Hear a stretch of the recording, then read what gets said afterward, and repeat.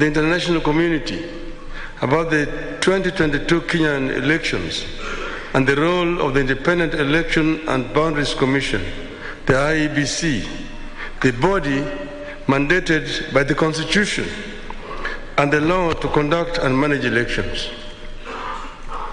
On August 9th, 2022, millions of Kenyans turned out in large numbers in an attempt to choose their leaders at the national, county, and local levels after long and generally peaceful campaigns.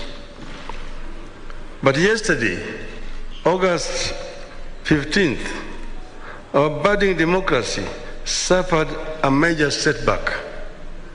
As a result, Kenya faces a grave legal and political crisis as a result of the actions of Mr. Wafula Chebukati, the chairperson of the IEBC. The Constitution and our laws are clear about how the IEBC should conduct its business. There is no more important role for the IEBC than the conduct, transmission, and tallying of the presidential election. We are painfully aware of the past political biases by the IEBC that plunged this country into its darkest chapter. The terrible memories of the aftermath of the 2007 elections are still fresh in our minds. In 2017, the Supreme Court of Kenya nullified the presidential election again because of the misconduct of the IEBC.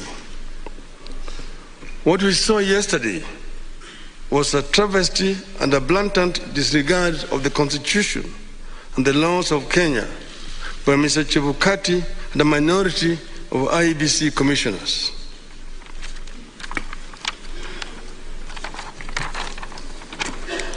The law is clear on the role of the chairperson of the IEBC. The law does not vest in the chairperson the powers of a dictator to rule the IEBC unilaterally. The IEBC is structured as a democratic institution in which decisions must be taken either by consensus or by a vote of the majority. The chairperson and a tiny minority of commissioners have no legal authority to take weighty decisions and proclaim them as the rulings of the IEBC. The law on the IEBC provides that unless a unanimous decision is reached, a decision on any matter before the Commission shall be by a majority of the members present and voting. I want to repeat. Unless a unanimous decision is reached, a decision on any matter before the Commission shall be by a majority of the members present and voting. In addition, the Court of Appeal in the Maina Kiai case ruled, and I quote again, reiterate as we conclude that there is no doubt from the architecture of the laws we have considered that the people of Kenya did not intend to vest or concentrate such sweeping and boundless powers in one individual, that is the chairperson of the appellant.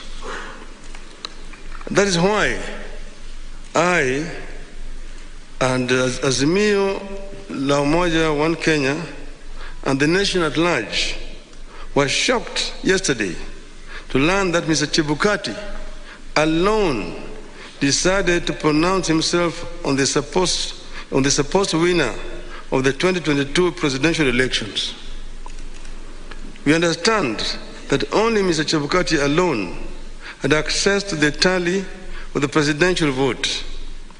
He denied all the commissioners access to that information until he suddenly appeared before the commissioners in the late afternoon to present them with a fait accompli.